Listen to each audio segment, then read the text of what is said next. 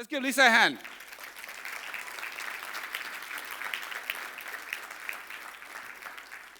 Lisa actually came to the last Wealth Mastery event, and that was the first time I believe I met her.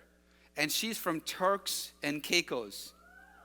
So the weather is a little different over there, but she's still here for us. And she's a coach. She follows the philosophy of Jack Canfield of how we're going to become successful. And today, she's going to spend some amazing material with you, takeaways with you. If you want to become very, very wealthy, very successful, you want to go to the next level in your life, she's going to help you do that right now. Let's welcome Ottawa like crazy, Lisa Cavender. Let's give her a hand.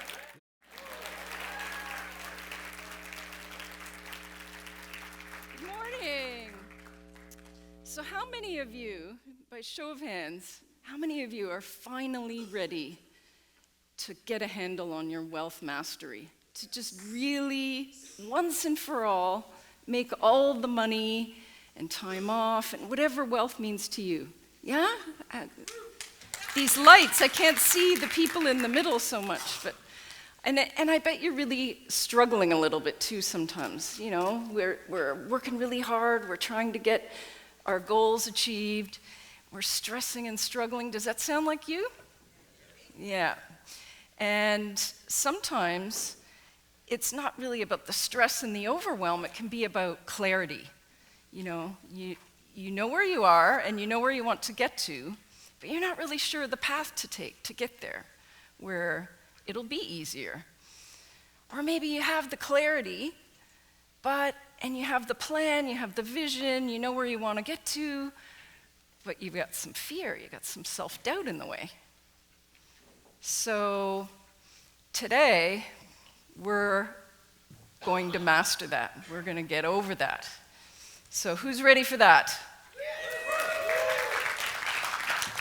Okay, I mean, today, what an amazing day. All these speakers, tons of amazing content. My teacher here, Jack Canfield, is going to be sharing amazing content. But guess what? All this amazing content will mean very little to you until you master one thing. And it's the thing that's been tripping you up all the way along, and you're probably not even aware of it. It's the thing that is stopping you from having all the wealth and the abundance that you need and you want. Do you know what that is? Who wants to know what that is? It's your self-worth. Because the shocking truth is, all the tools, the techniques, the strategies in the world will not allow you to become financially free if your beliefs about what you feel you're worth and capable of don't match your goals and dreams. So let that sink in for a minute. If you don't believe you're deserving of it, if you don't believe you're worth it, and you don't think you're competent and capable of doing it, it doesn't matter how many books you read and how many courses you take. You're going to hold yourself back. So my passion and my superpower is helping people dissolve those limiting beliefs, getting out of their own way, so you can have all of these goals and dreams come to pass. So today I'd like to share with you how to build your self-worth to grow your net worth. And why am I so passionate about this topic? Because I know, I've seen it in my own life and the lives of many of my students and clients, that it's the one thing that gets in the way of you achieving. And I want you to succeed, and I want you to thrive, because when you're succeeding and thriving, we all are. And beliefs, you know, they can either support you or they can create abundance blocks. You know, there have been times in my life when, you know, I've just been in alignment. I knew what I wanted, I went for it, and things flowed and they were easy and I was successful. But I've had the other side of that coin too, where I've struggled and was a bit lacking in clarity. And of course, my results were affected. So what I found is your beliefs really create a net worth ceiling. You know, it's really tough to earn any more than what you feel you're really capable of doing. So let's bust through that, shall we? Let's take a really quick look at how we form beliefs. So, and there's quite a bit of content in here. So anybody that wants copies of these slides or anything at the end, just leave your information or your card for me, and I'll be happy to email them to you. And I'm going to go over this part of it. Yeah, go ahead. You can clap. And this is a very quick look at how we form beliefs, because I could do a whole 1 hour, 2 hour talk just on this, but basically it all starts with your thoughts. You know, we were talking a little bit about this last night at the dinner, that, you know, our foundational beliefs, most of them are formed before the age of 7 in our childhood. We pick these things up. We're in a brainwave state when we're younger, where we're just almost like in a hypnotic state. We're just soaking things up, where our subconscious is really, really influenced by what we pick up, what we see. And so for children, they're just trying to make sense of the world. They're learning, everything's new, so they're deciding what things mean. And the problem with that is, through the eyes of a child, they don't have the sophistication to understand that, well, maybe mom or dad are stressed and that's why they yelled at me and whatever. And they take on these disempowering meanings sometimes. So if you take a thought with a really strong emotion, you literally fuse a circuit in your neurological system. That's why we call it being triggered. Because we're literally firing off that neurological connection where that strong thought and strong feeling is. So if we get into this cycle of thoughts, you know, and we've all had this, right? If we are feeling really good about something, it's because we're thinking about something that's happy or exciting or whatever. So if we get in this loop of thoughts and feelings, and it's feeling good for us, well, of course, that's leading to empowering beliefs. But the opposite can also be true. We can get focused on thoughts like, oh, how am I going to do this? How am I going to close that deal? There's not enough opportunity. That'll never happen for me. And of course, that doesn't feel very good, does it? The problem is, our beliefs stop us from taking action. We can only ever take actions that are consistent with our beliefs. And so it's super important that we get those beliefs handled. And there's so many different tools out there, but really a lot of it is just about getting comfortable with looking at your thoughts and your feelings and using a process that I teach my clients of how to really get comfortable being uncomfortable. Sit with your feelings, understand where they're coming from without getting stuck in them, letting them have a voice. So, you know, you could either have an empowering belief like, I'm responsible, 100% responsible for what's happening to me, or why is life doing this to me? So you can understand either one of those is going to create a totally different feeling in your body, isn't it? So you're probably wondering, Turks and Caicos, how did I get here? And I'm living in paradise. And although my life is amazing, I live in paradise. Have finished my Train the Trainer. I work with amazing people like Sunil and Cora and Jack. My life hasn't always been that way. You know, early in my career, I was in financial services. I was an accountant.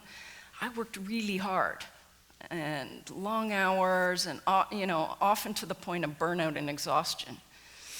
And I was, in those early days, of course, working on the capable part of the self-worth equation. Was going really, really hard. But I knew something had to give, something had to change. So I invested in myself. I started taking courses. I was doing Jack's early work in self-esteem. I took courses in energy work and meditation and visualization and everything. So how many of you have heard of the movie The Secret? Yeah, so long before the movie The Secret, I was using creative visualization and affirmations and everything to good success. And in fact, about 3 months after I changed my screensaver to say, I now live in a warm climate, lo and behold, I got an opportunity to move to Turks and Caicos with my partner, and we jumped at the chance. And people thought we were crazy. Like Sunil says, oh, if people think you're crazy, you're probably on the right path. So I had given up my business, my coaching and consulting, my workshops. I had transitioned from financial services into holistic health and wellness and stress management, coaching, life coaching.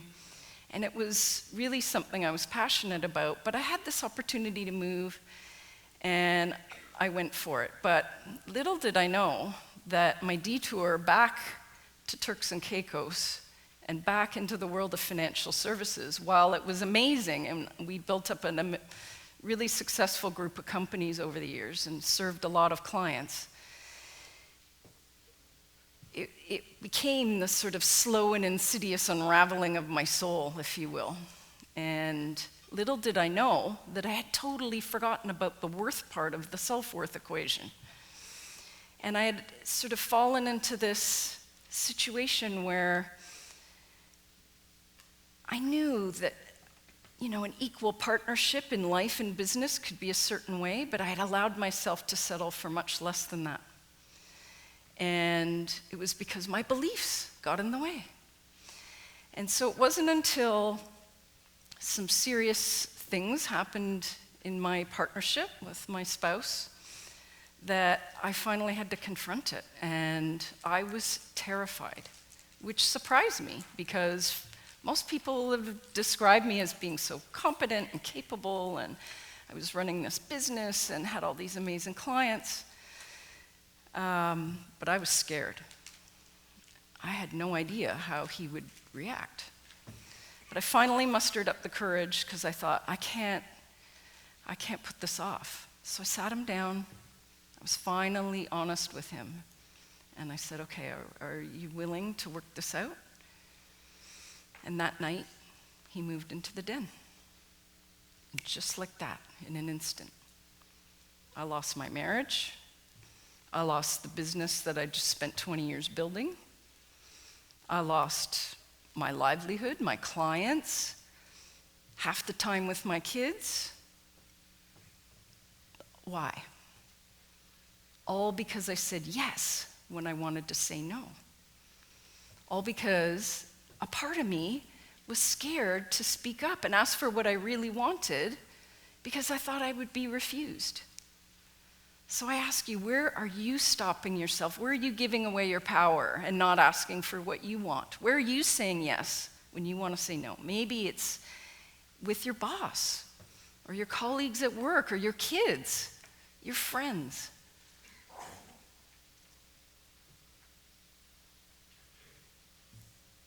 All because the beliefs that we have get in the way. So after that, I took 100% responsibility for my choices, how I got there. And I was determined to get back to my passion of empowering people and helping people and doing the work on myself. I was like, how did I get here? This is not the vision I had for my life. So I did the work. You have to do the work.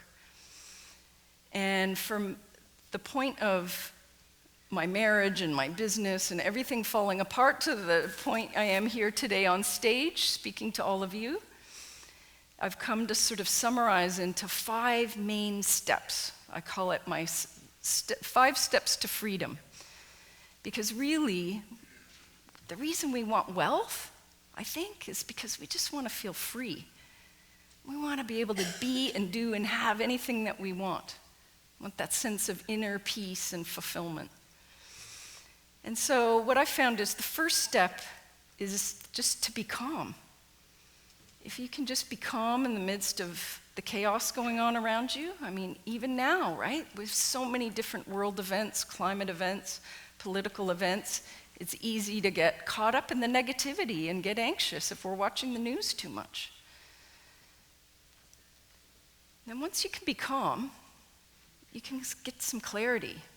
So sometimes it's clarity on where am I and where am I heading. Sometimes it's more about the clarity of why am I holding myself back? What's going on here? How can I bust through this? Or it could be just clarity on, I have a really big decision to make, and what choice should I make? How do I know what is the right choice for me? So there are a lot of tools that you can learn to do that. And then once you're clear and you know where you're heading, then we have to work your courage muscle. We have to get you outside your comfort zone a little bit, because your brain is going to keep saying, whoa, that's a little unfamiliar. I don't know if I want to do that. So what I'm finding is if you just take little baby steps consistently every day outside your comfort zone, before you know it, you've met your goal.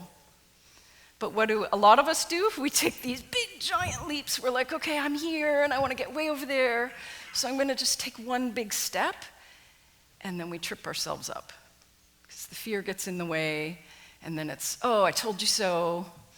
See, you'll never amount to that anyway. Forget it. I'm going to give up. So we don't want that. And then once you've taken those little steps, you've built up some momentum, it gives you a lot of confidence. And then there's so many other tools that you can use to build up your confidence as well. So that, let's be honest, when we're out there selling, we're doing whatever we're doing, there's a sea of no out there sometimes. So you have to be willing to just fish around in there for your yes. So that basically, no matter what life brings you, you have this conviction that I'm good.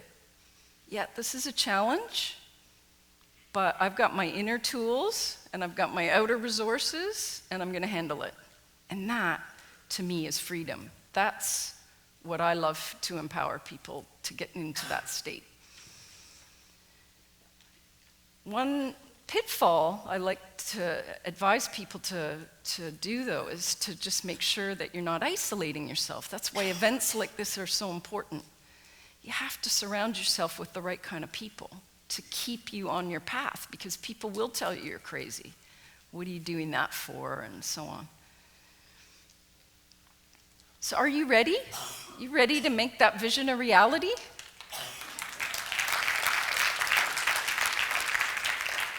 So like I said, building momentum is the thing. This is a process.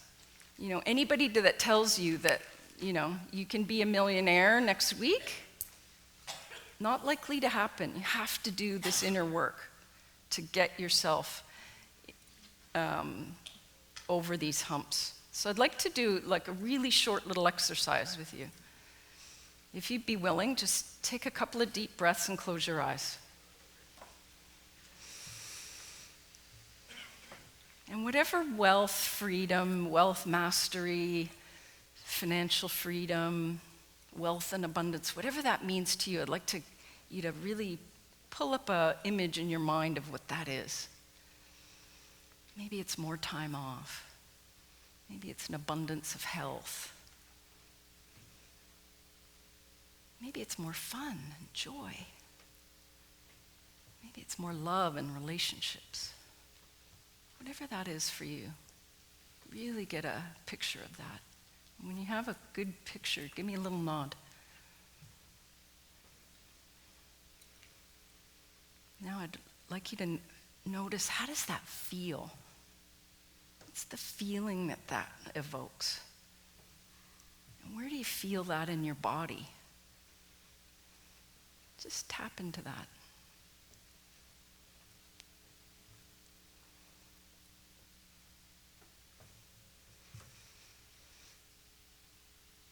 And then I'd like you to think of, what's a word or a phrase or an image to describe this feeling?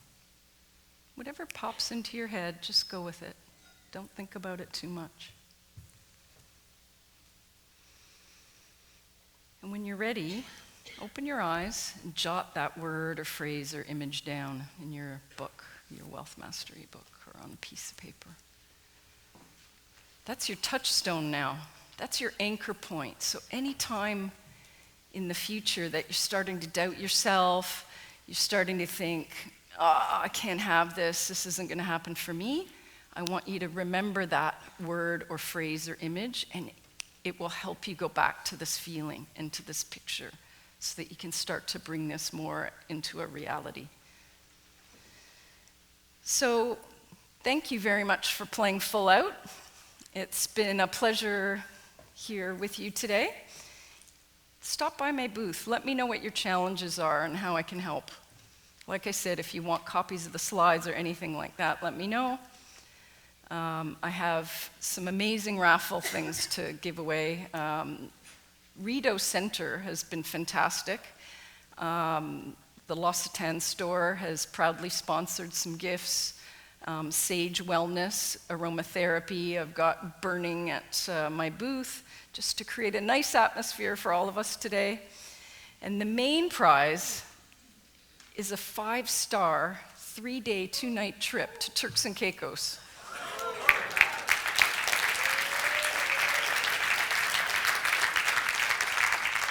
Yeah, proud partners with the Heartling Group. They have been an amazing support to me and my business, and you have 2 days with me coaching on whatever you want. So thank you very much. Wishing you much health and wealth and happiness.